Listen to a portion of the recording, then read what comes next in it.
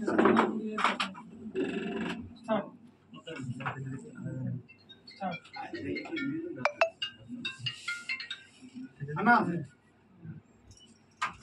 వస్తున్నాం అన్న, మీడియా వాళ్ళు ఉన్నారు అక్కడ గురించి నేను చెప్పను, ఇక్కడ ఇచ్చేసి వచ్చేస్తా.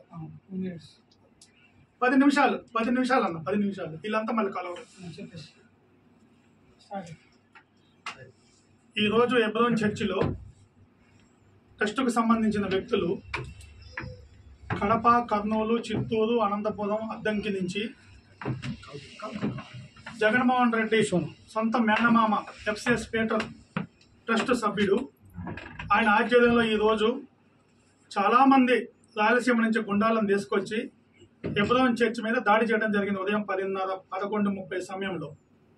ఆ టైంకి సుమారు 200 మంది బయట నుంచి గుండాలు వచ్చి ఎబ్రోన్ గేటు పగలగొట్టి లోపలికి రావడానికి ప్రయత్నం చేస్తే ఇక్కడున్న మా సొసైటీ సభ్యులు లోపల ఉన్న వాళ్ళంతా అడ్డుకున్నారు. ఆ భయాందోళనలో 100కి ఫోన్ చేస్తే పోలీసు వారు వచ్చారు. వచ్చిన చేత బట్టి పోలీసు వారు వచ్చి వాళ్ళందరినీ, గేటు బయట ఉన్న వాళ్ళందరినీ ఎల్లగొట్టడం జరిగింది.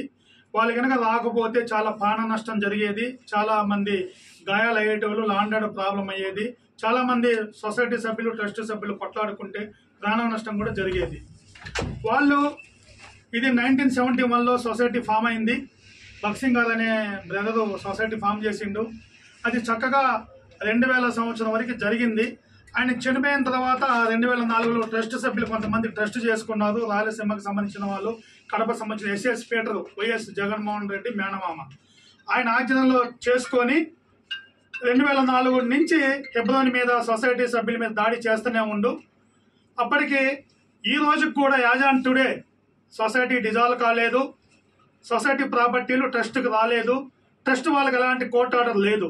అయినా సరే ఎబ్రోన్ చర్చ్ మీద, చుట్టుపక్కల చర్చిల మీద కూడా చాలా కేసులు సివిల్ కోర్టులో పెండింగ్లో ఉన్నాయి. సివిల్ కోర్టులో పెండింగ్ ఉంది, హైకోర్టులో పెండింగ్ ఉంది, రీసెంట్గా సుప్రీంకోర్టులో కూడా కేసు పెండింగ్ ఉంది. వాళ్ళకి ఎలాంటి కోర్టు ఆర్డర్ లేవు. ఫేక్ డాక్యుమెంట్లు కోర్టు ఆర్డర్లు నేను చూపిస్తారు, ఎలాంటి కోర్టు ఆర్డర్ లేవు. వాళ్ళ కోర్టు ఆర్డర్లు ఉంటే విత్ పోలీస్ ప్రొటెక్షన్ తీసుకొని, కోర్టు ఆర్డర్ తీసుకొని డిలర్ పొజిషన్, మీ ఫిజికల్ పొజిషన్లో ఉన్నాము, వాళ్ళ కోర్టు ఆర్డర్ ఉంటే మా పొజిషన్ వాళ్ళకి ఒప్పచెప్పమని కోర్టు ఆర్డర్ వచ్చినా మా పొజిషన్ డెలివర్ చేయమన్నా కూడా మేము డెలివర్ చేస్తాం. ఇలాంటి ఈబీ వేసుకోవాలి. మీ పొజిషన్లో ఉన్నాం. కరెంటు బిల్లులు, టెలిఫోన్ బిల్లులు, వాటర్ బిల్లులు, గ్యాస్ బిల్లులు, ఇన్కమ్ ట్యాక్స్ రిటర్న్స్, ప్రతి సండే, ప్రతి day to day church meetings అన్ని బ్రహ్మాండంగా జరిపిస్తున్నాము కొన్ని సంవత్సరాల నుండి. ఎప్పుడు చూసినా దాడి చేస్తూనే ఉన్నారు ట్రస్ట్ వాళ్ళు. ఈ రోజు కూడా మా మీద దాడి చేశారు. మేము డిపార్ట్మెంట్ వారికి 100కి ఫోన్ చేయడం కారణం చేత మరి చక్రబెల్లి, ముషిదాబాద్ పోలీసు వారు వచ్చారు. కానీ కొంతమంది పోలీస్ ఆఫీసర్ల మటుకి మా మీద కావాలని పక్షపాతం చూపిస్తున్నారు. కానీ ఇది ఇప్పుడు మంచి గవర్నమెంట్ వచ్చింది కనుక గవర్నమెంట్ దృష్టికి పోవాలి. ఇది కోర్టు ఆర్డర్ ప్రకారం న్యాయం జరగాలి మాకు.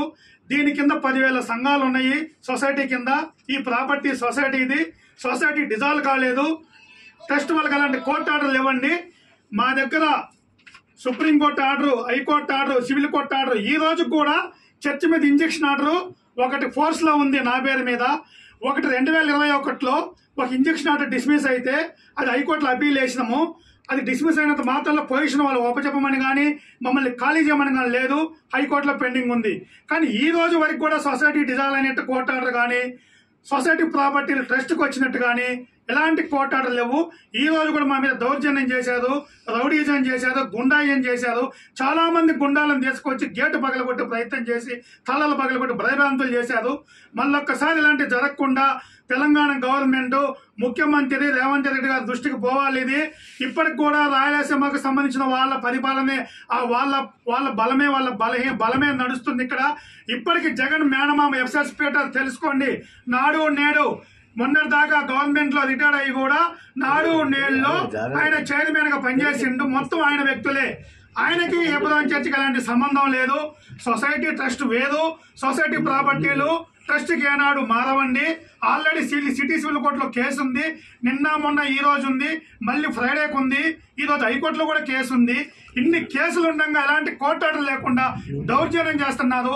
మాట్లాడితే వీరాచారి, రౌడీ వీరాచారి గుండా 33 కేసులు ఉన్నాయి అంటున్నారు. నా మీద ఎలాంటి కేసులు ఇవ్వండి. అన్ని కేసులు సివిల్ నేచర్లో క్లోజ్ అయిపోయినాయి.